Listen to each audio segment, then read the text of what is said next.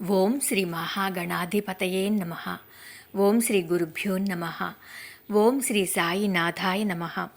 శ్రీ సాయి సచరిత్రలో 7వ అధ్యాయం.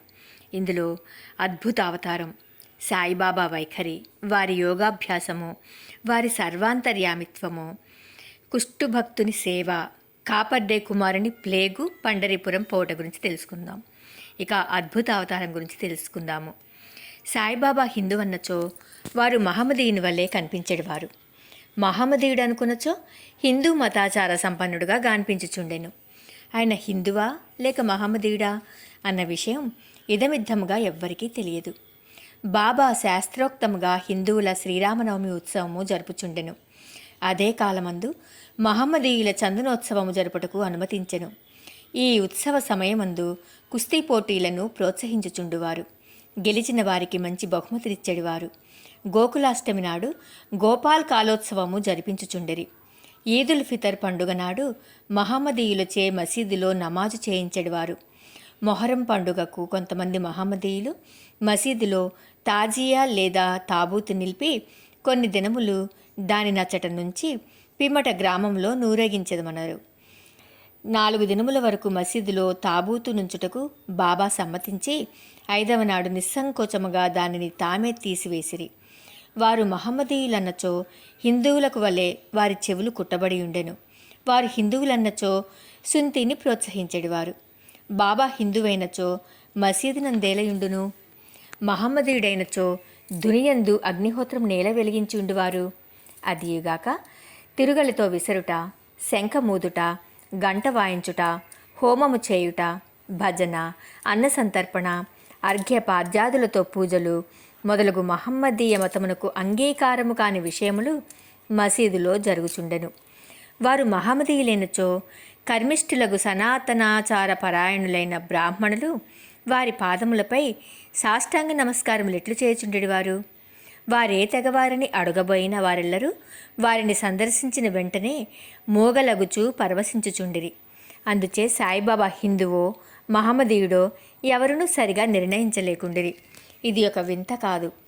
ఎవరైతే సర్వమును త్యజించి భగవంతుని సర్వస్వ శరణాగతి అనురించెదరో వారు దేవునితో ఐక్యమైపోయేదరు. వారికి దేనితో సంబంధము కానీ భేదభావము కానీ ఉండదు. వారికి జాతి మతములతో నెట్టి సంబంధము లేదు. సాయిబాబా అట్టివారు. వారికి జాతులందు వ్యక్తులందు భేదము కాన్పించకుండెను. ఫకీరులతో కలిసి బాబా మత్స్య మాంసములు భుజించుచుండెను. వారి భోజన పళ్ళెములో కుక్కలు మూతిపెట్టినను సణుగువారు కారు. శ్రీ సాయి అవతారము విశిష్టమైనది, అద్భుతమైనది. నా పూర్వ సుకృతముచే వారి పాదముల చెంత కూర్చొని భాగ్యము లభించినది. వారి సాంగత్యము లభించుట నా అదృష్టము.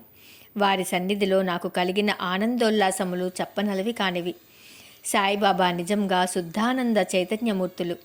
నేను వారి గొప్పతనమును విశిష్టతను పూర్తిగా వర్ణించలేను. ఎవరు వారి పాదములను నమ్మెదరో వారికి ఆత్మానుసంధానము కలుగును. సన్యాసులు, సాధకులు, ముముక్షువులు తదితరులనేక మంది సాయిబాబా వద్దకు వచ్చేడివారు. బాబా వారితో కలిసి నవ్వుచూ సంభాషించుచూ సంచరించుచున్నప్పటికీ వారి నాలుకపై అల్లా మాలిక్ అను మాట ఎప్పుడూ నాట్యమాడుచుండెడిది. వారికి వాద వివాదములు కానీ చర్చలు కానీ ఇష్టం లేదు. అప్పుడప్పుడు కోపం వహించినప్పటికీ వారెల్లప్పుడూ శాంతముగాను సంయమంతోనూ ఉండేవారు. ఎల్లప్పుడూ పరిపూర్ణ వేదాంత తత్వమును బోధించుచుండువారు. ఆఖరి వారికి బాబా ఎవరో ఎవరికీ తెలియనే లేదు. వారు ప్రభువులను భిక్షుకులను ఒకే రీతిగా ఆదరించిరి. అందరి అంతరంగములందు గల రహస్యములన్నీ బాబా ఎరింగెడివారు. బాబా ఆ రహస్యములను వెలుబుచ్చగానే అందరూ ఆశ్చర్యమగ్నులగుచుండిరి. వారు సర్వజ్ఞులైనప్పటికీ ఏమీయూ తెలియని వాని వలె నటించుచుండిరి. సన్మానములన్నచో వారికి ఏమాత్రమూ ఇష్టం లేదు. సాయిబాబా నైజం అటిది. మానవ దేహంతో సంచరించుచున్నప్పటికీ వారి చర్యలను బట్టి చూడ వారు సాక్షాత్తు భగవంతుడనియే చెప్పవలెను.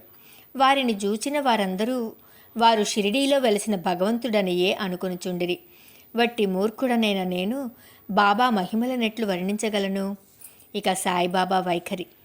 షిరిడీ గ్రామంలోనున్న శని, గణపతి, పార్వతీ, శంకర, గ్రామదేవత, మారుతి మొదలగు దేవాలయములన్నిటినీ తాత్యా పాటిళ్ళు ద్వారా బాబా మరమ్మత్తు చేయించెను. వారి దానగుణము ఎన్నదగినది. దక్షిణ రూపముగా వసూలైన పైకమునంతయు ఒక్కొక్కరికి రోజుకొక్కంటికి 50 రూపాయలు, 20 రూపాయలు, 15 రూపాయల చొప్పున ఇచ్చ వచ్చినట్లు పంచిపెట్టేవారు. బాబాను దర్శించిన మాత్రమున ప్రజలు శుభములు పొందేవారు. రోగులు ఆరోగ్యవంతులగుచుండెరి. దుర్మార్గులు సన్మార్గులుగా మారుచుండెరి. కుష్టువారు కూడా రోగ విముక్తులగుచుండెరి. అనేకులకు కోరికలు నెరవేరుచుండెను. ఎటువంటి మందులు పసరులతో పని లేకుండానే గ్రుడ్డివారికి దృష్టి వచ్చుచుండెను. కుంటివారికి కాళ్ళు వచ్చుచుండెను. అంతులేని బాబా గొప్పతనమును పారమును ఎవ్వరునూ కనుగొనకుండిరి. వారి కీర్తి నలుమూలలా వ్యాపించెను. అన్ని దేశముల నుండి భక్తులు షిరిడీకి తండోపతండములుగా రాసాగిరి. బాబా ఎల్లప్పుడూ ధునికెదురుగా ధ్యానమగ్నులై కూర్చునిడివారు. ఒక్కొక్కప్పుడు మలమూత్ర విసర్జన కూడా అక్కడే చేసేవారు. ఒక్కొక్కప్పుడు స్నానం చేసేవారు. మరొకప్పుడు స్నానం లేకుండానే ఉండేవారు. తొలి దినములలో బాబా తెల్లటి తలపాగా శుభ్రమైన ధోవతి చొక్కా ధరించేవారు. మొదటి రోజులలో వారు వైద్యం చేసేవారు. గ్రామములో రోగులను పరీక్షించి ఔషధములిచ్చేవారు. వారి చేతితోనిచ్చిన మందులు అద్భుతముగా పనిచేయుచుండెడివి. వారు గొప్ప హకీం అంటే వైద్యుడు అని పేరు వచ్చెను.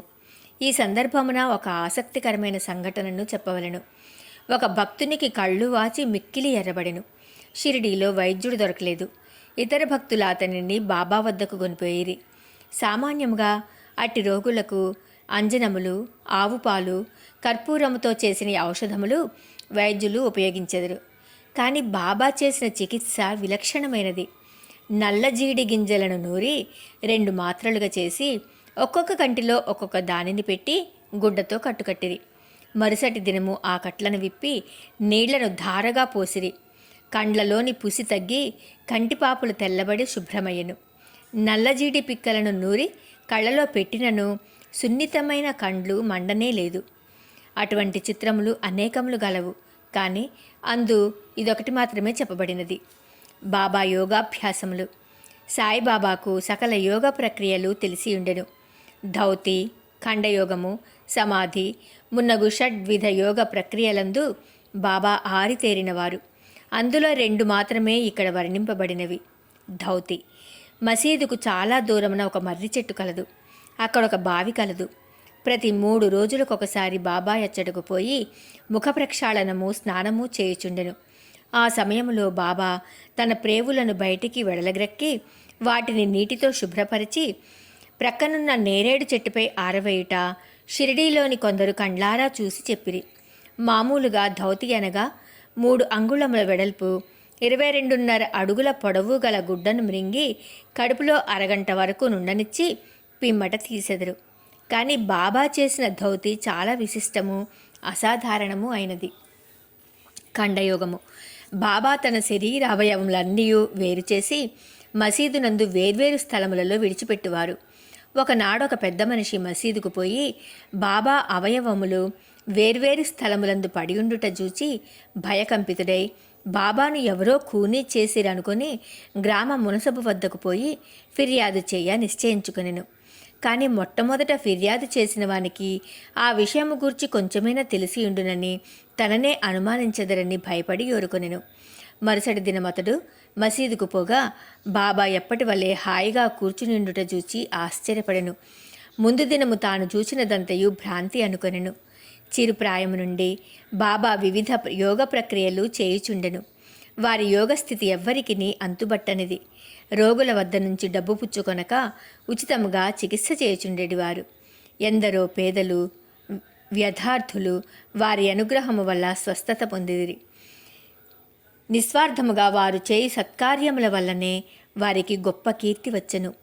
బాబా తమ సొంతము కొరకు ఏమీయూ చేయక ఇతరుల మేలు కొరకై ఎల్లప్పుడూ పాటుపడేవారు. ఒక్కొక్కప్పుడు ఇతరుల వ్యాధిని తమపై వేసుకొని ఆ బాధను తాము అనుభవించేవారు. అటువంటి సంఘటనను ఒకదానిని ఈ దిగువ పేర్కొందును. దీనిని బట్టి బాబా యొక్క సర్వజ్ఞత దయార్ద్ర హృదయము విదితమగును. బాబా సర్వాంతర్యామిత్వము కారుణ్యము. 1910వ సంవత్సరము ఘనత్రయోదశి నాడు అనగా దీపావళి పండుగ ముందు రోజున బాబా ధుని వద్ద కూర్చుండి చలి కాచుకొనుచు ధునిలో కట్టెలు వేయుచుండెను. ధుని బాగుగా మండుచుండెను. కొంతసేపైన తర్వాత హఠాత్తుగా కట్టెలకు మారు తన చేతిని ధునిలో పెట్టి నిశ్చలముగా ఉండిపోయేరి. మంటలకు చేయి కాలిపోయేను. మాధవుడనే నౌకరును మాధవరావు దేశపాండేయు దీనిని చూచి వెంటనే బాబా వైపుకు పరుగిడిరి. మాధవరావు దేశపాండే బాబా నడుమును పట్టుకుని బలముగా వెనుకకు లాగెను. దేవా, ఇట్లేలా చేసితిరని బాబాని అడిగిరి.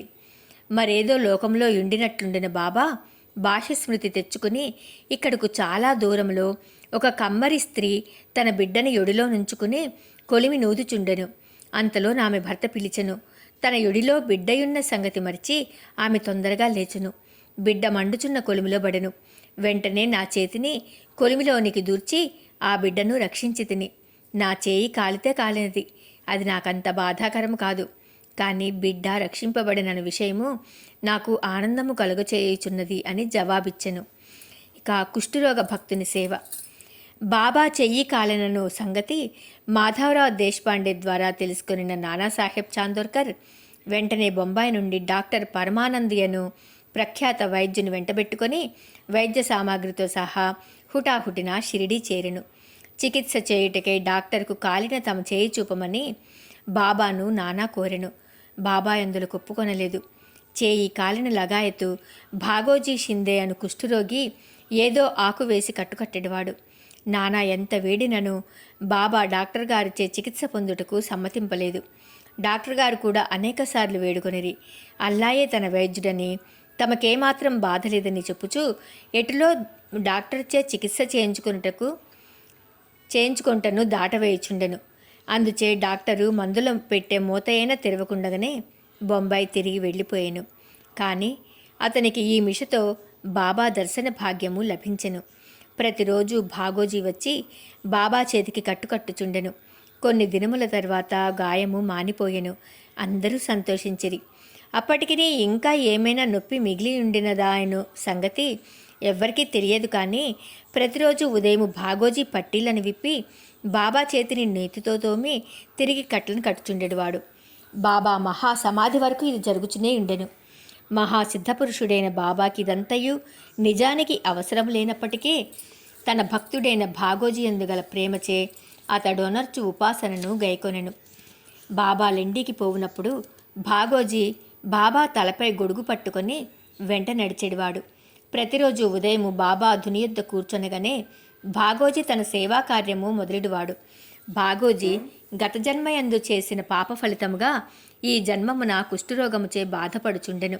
వాని వ్రేళ్లు ఈడ్చుకొని పోయియుండెను. వాని శరీరమంతయు చీము కారుచూ దుర్వాసన కొట్టుచుండెను. బాహ్యమునకు అతడెంత దురదృష్టవంతుని వలె గాన్పించినప్పటికీ అతడు మిక్కిలి అదృష్టశాలి, సంతోషి. ఎందుకనగా అతడు బాబా సేవకులందరిలో మొదటివాడు. బాబా సహవాసమును పూర్తిగా అనుభవించినవాడు. ఇక కాపర్డే కుమారుని ప్లేగు వ్యాధి. బాబా విచిత్ర లీలలలో ఇంకొక దానిని వర్ణించెదను. అమరావతి నివాసియగు దాదాసాహెబ్ కాపర్డే భార్య తన చిన్న కొడుకుతో కలిసి షిరిడీలో కొన్ని దినములుండెను. ఒకనాడు కాపర్డే కుమారునికి తీవ్ర జ్వరము వచ్చెను. అది ప్లేగు జ్వరము క్రింద మారెను. తల్లి మిక్కిలి భయపడెను. షిరిడీ విడిచి అమరావతి పోవలననుకుని సాయంకాలము బాబా బూటీవాడ వద్దకు వచ్చుచున్నప్పుడు వారిని సెలవును అడగబోయెను. గద్గద కంఠముతో తన చిన్న కొడుకు ప్లేగుతో పడి ఉన్నాడని బాబాకు చెప్పెను. బాబా ఆమెతో దయతో మృదువుగా నిట్లనెను. ప్రస్తుతము ఆకాశము మబ్బు పట్టియున్నది. కొద్దిసేపటిలో మబ్బులన్నీయూ చెదిరిపోయి ఆకాశము నిర్మలమగును. అట్లనుచు బాబా కఫ్నీని పైకెత్తి చంకలో కోడిగ్రుడ్డంత పరిణామము గల 4 ప్లేగు పొక్కులను చూపుచూ, నా భక్తుల కొరకు నేనెట్లు బాధపడదనో చూడుము. వారి కష్టములన్నీయూ నావే. ఈ మహాద్భుత లీలను చూచిన జనులకు మహాత్ములు తమ భక్తుల బాధలు తామే ఎట్లు స్వీకరింతురో అను విషయము స్పష్టమయ్యెను. మహాత్ముల మనస్సు మైనము కన్నా మెత్తనిది, వెన్నవలే మృదువైనది. వారు భక్తులను ప్రత్యుపకారమేమియూ ఆశించక ప్రేమించెదరు. భక్తులనే తమ స్వజనులుగా భావించెదరు. ఇక బాబా పండరీ ప్రయాణం. సాయిబాబా తన భక్తులనెట్లు ప్రేమించుచుండెనో, వారి కోరికలను అవసరములనెట్లు గ్రహించుచుండెనో అను కథను చెప్పి ఈ అధ్యాయమును ముగించెదరు. నానాసాహెబ్ చాందోర్కర్ బాబాకు గొప్ప భక్తుడు. అతడు ఖాందేశులోని నందూర్బార్లో మామల్తాదారుగా నుండెను. అతనికి పండరీపురమునకు బదిలీ అయ్యెను. సాయిబాబా యందు అతనికి గల భక్తి అను ఫలము ఆనాటికి పండెను. పండరీపురమును భూలోక వైకుంఠమనెదరు. అట్టి స్థలమునకు బదిలీ అగుటచే అతడు గొప్ప ధన్యుడు. నానాసాహెబు వెంటనే పండరిపోయి ఉద్యోగంలో ప్రవేశించవలసి ఉండెను. షిరిడీలో ఎవ్వరికీ ఉత్తరము వ్రాయక హుటాహుటిన పండరికి ప్రయాణమయ్యెను. ముందుగా షిరిడీపోయి తన విఠోబాయగు బాబాను దర్శించి ఆ తర్వాత పండరికి పోవాలని అనుకునెను. నానాసాహెబు షిరిడీ వచ్చు సంగతి ఎవ్వరికీ తెలియదు. కానీ బాబా సర్వజ్ఞుడొకటచే గ్రహించెను. నానాసాహెబ్ నీమ్గాం చేరుసరికి షిరిడీ మసీదులో కలకలం రేగెను. బాబా మసీదులో కూర్చుండి మహల్సాపతి, అప్పా షిందే, కాశీరాములతో మాట్లాడుచుండెను. హఠాత్తుగా బాబా వారితో నిట్లనియను, మన నలుగురము కలిసి భజన చేసేదము. పండరీ ద్వారములు తెరిచినారు కనుక ఆనందముగా పాడదము లెండు. అందరూ కలిసి పాడతొడంగిరి. ఆ పాట యొక్క భావమేమనా, నేను పండరిపోవలను, నేనక్కడనే నివసించవలను. ఎందుకనగా అది నా ప్రభువు యొక్క ధామము. అట్లు బాబా పాడుచుండెను. భక్తులందరూ బాబాను అనుకరించిరి. కొద్దిసేపటికి నానాసాహెబ్ కుటుంబ సమేతముగా వచ్చి బాబా పాదములకు సాష్టాంగ నమస్కారం చేసి తనకు పండరీపురము బదిలీ అయినదని, బాబా కూడా వారితో పండరీపురము వచ్చి అక్కడుండవలసినదని వేడుకొనెను. అటుల బ్రతిమాలటకు అవసరం లేకుండెను. ఏలన బాబా అప్పటికే పండరీపోవలను, అచ్చటనుండవలనను భావమును వెలిబుచ్చుచుండెనని తక్కిన భక్తులు చెప్పిరి.